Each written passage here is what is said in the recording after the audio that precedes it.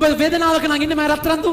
ප්‍රතික්ෂේපයක නම් ඉන්නේ තනිකමක්. අම්මා තාත්තගේ ප්‍රශ්නයක්. පවුලේ අරගලයක් කාටවත් කියන්න බෑ. සමහර ලොකු අකරතැබ්බයක් වෙලා වගේ හදවත බිඳලා තියෙන්නේ. මම රත්තරන්දුවේ මගේ පුතේ ජේසුට ඔයාව වටිනවා. මතක තියාගන්න. ඔයා භාග්‍යවන්තයෙක්. ලෝකයේ දිහා බලලා මිනිස්සු දිහා බලලා ජජ් කරගන්න එපා. රිලේෂන්ෂිප්ස් වල ඉන්නවා නම් ඕනම කෙනෙක් රිලේෂන්ෂිප් එක ඇතුලේ වැරදි දෙයකට කතා කරනවා නම් බය වෙන්න එපා ඔයාව අතාරිය කියලා. රාගික වින්දනයකින් ඔබව පුද්ගලයෙක් තියාගන්නවා නම් ඔබ එයාට ත්‍රෙට් කරනවා නම් මට ඔයා ඒක දෙන්න නැත්නම් යනවා කියලා යන්න කියන්න. සත්තු රසට රැඳෙන්නේ බල්ලෝ මස් කන්නේ වෘකයෝ. ඉස්සු නෙමෙයි. තමයි. හැබැයි මතක තියාගන්න ඔය කිසි දෙයකින් ආඩම්බර වෙන්න එපා. තවත් බහැපත් වෙන්න. ඒ උනාසේ අපිට දෙයක් දුන්නේ නිහතමානීකමක් එක්ක ඉන්න. මම රත්තරන් දු මගේ චුටු පුතේ නිහතමානී වෙන්න. ඒ නිසා කවදාවත් ලෝකයේ දිහා බලලා ඔයාව පහත් කරගන්න එපා. ඔයාගේ භාග්‍ය වෙන තැනක තියෙන්නේ. ඔයාට සල්ලි නැතුව ඇති, ඔබට රූපයක් නැතුව ඇති, කන්ටැක්ට්ස් නැතුව ඇති, පර්සනැලිටි නැතිව අදාළම නෑ මගේ රත්තරන් දු මගේ පුතේ. ඔයාට ස්වර්ගයක් තියෙනවා යන්න. ඒ ස්වර්ගය දිහා බලන්න. ඔයාට ජේසු ඉන්නවා නම් කිසිම කෙනෙක් ඉස්සරහා පදිරි වෙන්නේ නැහැ. හිඟා කන්නේ කාගාවත් ඉස්සරහා. අනේ දෙන්නකෝ අනේ ප්ලීස් අනේ චික් නිහතමානී කෙනා කියන්නේ නිවට කමක් නෙමෙයි. ආදරයෙන් වැඳගෙන පුදාගෙන යන්න එපා. ආදරේ හිඟා කන්න එපා පුතේ. ප්‍රසිද්ධිය හිඟා කන්න එපා. ඔයාව රිජෙක්ට් කරනවා නම් ආත්මය උකස් කියලා යන්න එපා. හරි දෙයක් කරන්න. හැබැයි අපි බහැපත් වෙන තැනක් තියෙනවා. දන ගහන්නේ උන්වහන්සේ ගාව විතරයි. එල්ලන්නේ උන්වහන්සේගෙන් විතරයි. යැපෙන්නේ උන්වහන්සේ තුළ විතරයි. දෙව් සරණ පතන මිනිස්සුගෙන් නෙමෙයි. මගේ ආදර පුචිරි පුතේ දුවේ මතක තියාගන්න. එයාගේ වටිනාකම ජේසු ගාව තියෙන. මම රත්තරන් දු මයි චුටු පුතෝ. කවදාවත් හැල්ලු කරගන්න එපා.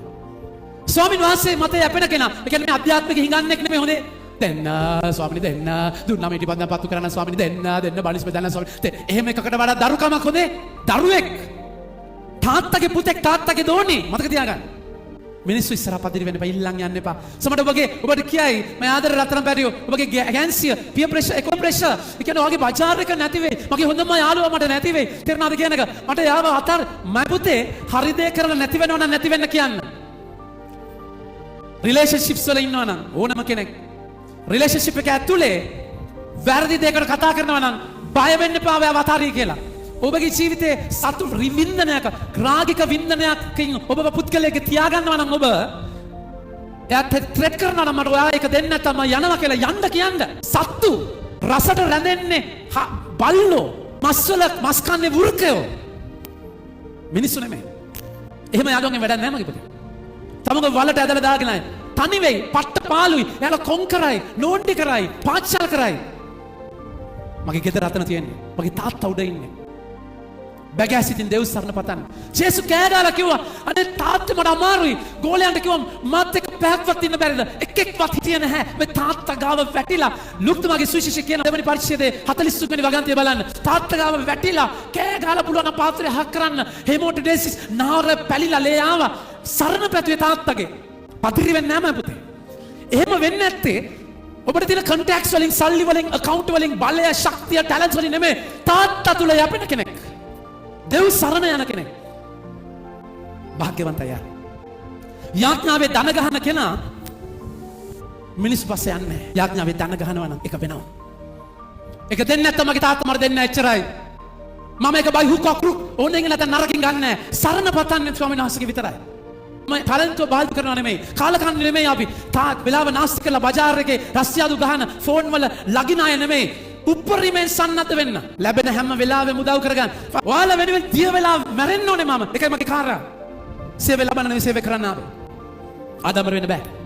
බහැපත් වෙන්න, කැඩෙන්න, කුඩු වෙන්න තරමට ජේසු ලේසියව පාවිච්චි කරන්න. දුනු සිතරම් ප්‍රසන්න තව කිසි දෙයක් නැහැ. ඔබ වේදනාවක නම් ඉන්නේ මම රත්තරන් දු. ප්‍රතික්ෂේපයක නම් ඉන්නේ තනිකමක්. අම්මා තාත්තගේ ප්‍රශ්නයක්, පවුලේ අරගලයක් කාටවත් කියන්න බෑ. සමහර ලොකු අකරතැබ්බයක් වෙලා වගේ හදවත බිඳලා තියෙන්නේ. මම රත්තරන් දුවේ මගේ පුතේ ජේසුට ඔයාව වටිනවා. මතක තියාගන්න. ඔයා භාග්‍යවන්තයෙක්. ලෝකයේ දිහා බලලා මිනිස්සු දිහා බලලා ජජ් කරගන්න එපා. ඔයා සැනසීම ලබන. හැම වේදනාවම උගන්නන දෙයක් තියෙනවා. ඒ දවස වෙනකන් ඉවසන්න.